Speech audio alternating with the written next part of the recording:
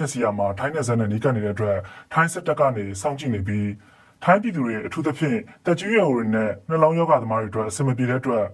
ခက်လန်းလန်းမှာဖောက်ခွဲဖို့နဲ့ထိုင်းဘက်ကိုမထိခိုက်အောင်ဆောင်ရွက်ဖို့တိုက်တွန်းထားပါတယ်။စစ်ကောင်စီတပ်နဲ့ကရင်နယ်ကြားဆောင်တပ် BGF ကအရင်ကသူတို့ကာကွယ်ဆောက်ရှောက်ပေးခဲ့တဲ့ကြားဖြတ်လုပ်ငန်းအဆောက်အအုံတွေကိုဖောက်ခွဲဖျက်ဆီးပြနေတာမှာအဆောက်အအုံ33လုံးလောက်ဖောက်ခွဲပြီးသွားပြီလို့မြရီဒေသခံသတင်းတောက်ကပြောပါတယ်ခင်ဗျာ။မြန်မာစစ်ကောင်စီတပ်ဟာတရုတ်နိုင်ငံထုတ်အလဆာတရုတ်ပို့ဆောင်ရေးလေယာဉ်ဝိုင်း2စင်းနဲ့မြန်မာနိုင်ငံမှာမရှိသေးတဲ့ရုရှားထုတ် Mi-38 ရဟတ်ယာဉ်3စင်းစုစုပေါင်း5စင်းကိုအသစ်ထုတ်ပြလာပါတယ်။နိုဝင်ဘာ9ရက်နေ့ကနေပြည်တော်ဒီတက်စကန်မှာအဲ့ဒီလေယာဉ်နဲ့ရဟတ်ယာဉ်5စီးကိုတက်တော်ဝင်ခဲ့တာဖြစ်ပြီးအာဏာသိမ်းစစ်ကောင်ဆောင်ဖြစ်တဲ့ဗိုလ်ချုပ်မှူးကြီးမင်းအောင်လှိုင်ကိုယ်တိုင်တက်ရောက်ခဲ့ပါတယ်။စစ်ကောင်စီတပ်ကကွန်ကြားစီတပ်သားတွေဂျိုင်းကော့ပတာပါရာမော်တာတွေဒရုန်းတွေနဲ့ပုံကျဲလို့ရပြီမဲ့ဘာကြောင့်လေတပ်အင်အားကိုဖြည့်တင်းနေရလဲဆိုတာကိုကိုစီရကအခုလိုပြောပြပါတယ်။ဒီတိုက်ခိုက်ရေးမှာဒရုန်းတွေအရင်သုံးလာတာအောင်မြင်တယ်ဆိုပေမဲ့လည်းဒီရိတ်ခါပို့ဆောင်ရေးတွေလူအရွှေပြောင်းတွေမှာဒရုန်းတွေနဲ့လုပ်လို့မရဘူးဒီလင်းတွေနဲ့လုပ်ရတာပေါ့ဒီ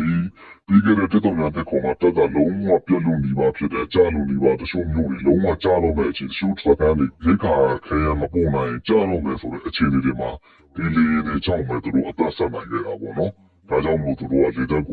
တဲ့အားသာချက်ကိုသူတို့သိတဲ့အတွက်လေတက်ကိုပို့ပြီးတော့ဟိုကအင်အားဖြည့်လာတာပေါ့နော်အခုဆိုရင်အသစ်ဖြစ်တဲ့လိုက်တဲ့ Y8F200W နဲ့ Mi-38 တွေကဘလို့အသုံးဝင်နိုင်တာပါလဲ။ Y8 တယူပို့ဆောင်ရေးလေယာဉ်ကိုတော့တရုတ်နိုင်ငံကထုတ်လုပ်ပြီးလေယာဉ်ပြေးလမ်းကောင်းကောင်းမရှိတဲ့နေရာတွေမှာပါစမ်းသပ်ပြန်တန်းနိုင်ပါတယ်။အင်ဂျင်လေးလုံးတက်လေယာဉ်ဖြစ်ပြီးတော့ပြင်းပြအဖြစ်တနာရီကို950ကီလိုမီတာကိုယ်လေးချိန်20တောင်ဝန်းကျင်နဲ့စစ်သားအနေနဲ့ဆိုရင်တော့အယောက်100ကျော်အထိတင်ဆောင်နိုင်ပါတယ်။မြို့ဝဲပေါင်း30နီးပါးရှိတဲ့ Y8 တွေဟာလုံခြုံစိတ်ချရမှုအပိုင်းမှာအားနည်းချက်တွေရှိတယ်လို့နိုင်ငံတကာလေကြောင်းကျွမ်းကျင်သူတွေကဝေဖန်ထားသလို2018ခုနှစ်မှာဒဇင်ပြတ်ကျ2019နဲ့2024ခုနှစ်တွေမှာပြည်လန်းချော်တွေဖြစ်စဉ်တွေရှိခဲ့ပူပါတယ်။တန်ဖိုးအနေနဲ့ကတော့ Y ဒဇင်ကိုအမေရိကန်ဒေါ်လာ10တန်းကနေတန်း40အတွင်းရှိနိုင်ပြီးရုရှားနိုင်ငံထုတ် Mi-38 3စင်းပေါင်းတန်ဖိုးကတော့ယူရိုတန်း60ဝန်းကျင်ဖြစ်တယ်လို့သိရပါတယ်။ Mi-38 ကတော့မြန်မာစစ်တပ်မှာမရှိသေးပဲအခုမှပထမဆုံးရောက်လာတဲ့ရဟတ်ယာဉ်တွေဖြစ်ကအကြမ်းဖျင်းအနေနဲ့ဆိုရင် Mi-17 ထက်နှစ်ဆပိုပြီးတော့တေယူပြန်တန်းနိုင်တဲ့အကြောင်းစီရီယံအရာရှိတွေကပြောကြပါတယ်။နောက်တစ်ခုကကျွန်တော်တို့ကြည့်မယ်ဆိုရင်ဒီနွေဦးကာလမှာပေါ့နော်ပြစ်ချနိုင်ခဲ့တဲ့ရဟတ်ယာဉ်တွေအစီး20လောက်မှာယာနှုံးအပြည့်ဆိုရင်ဒီတိုင်ပို့ဆောင်ရေးဒီပြက်ကျသွားတဲ့ယာနှုံးကလည်းထက်ဝက်လောက်ရှိတယ်။အဲ့တော့သူတို့အလေးအလိုလိုနေတာအခုနောက်ပိုင်းမှာဒီတိုင်ပို့ဆောင်ရေးပေါ့ transportation ကဏ္ဍပြီးသူတို့အခုနောက်ပိုင်းပေါ့နော်စစ်တီကြီးညီးသွားလေးရှိတဲ့ချင်းညာအောင်နဲ့သွားရတယ်ဟိုရွှေ့ဒီရွှေ့ရတယ်ရိတ်ခါလေးထားရတယ်ခဲရနေထားရတယ်ဆိုတဲ့အနေထားသူတို့တိုက်စစ်ကိုအဟာတာဖြစ်စီတယ်ဒါကြောင့်သူတို့ဒီတေယူပို့ဆောင်ရေးပေါ့နော်တေယူပို့ဆောင်ရေးဟာကိုသူတို့ညံ့ဆန်းဆန်းလုပ်ချင်တဲ့သဘောမြန်မာနိုင်ငံမှာတချို့နေရာတွေမှာ PDF နဲ့တိုင်းသားလက်နက်ကိုင်တွေ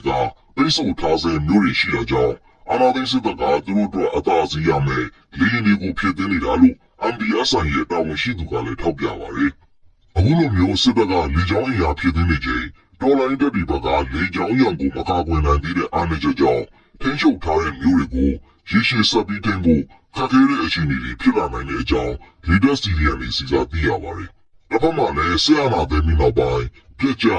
ခံရတဲ့စစ်လီရင်နဲ့ရဟတ်ရင်အစင်း20ရှိကြောင်းအမျိုးသားညီညွတ်ရေးအစိုးရကာကွယ်ရေးဝန်ကြီးဌာနက2025ခုနှစ်စက်တင်ဘာ9ရက်မှာထုတ်ပြန်ထားပါတယ်။ကျွန်တော်စိုးသူအောင်ပါ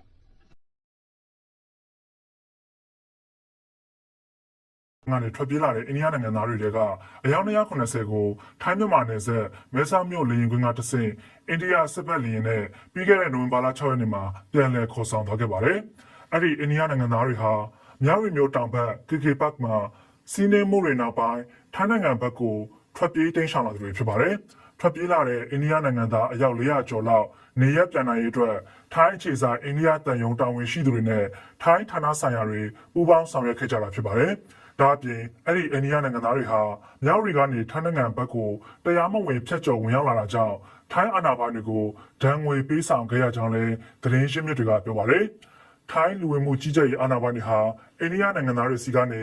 electronic ပစ္စည်းတွေ mobile phone တွေနဲ့နိုင်ငံကူးလက်မှတ်တွေကိုလည်းတင်ဆက်ခဲ့ကြတယ်လို့သိရပါတယ်ခင်ဗျာ။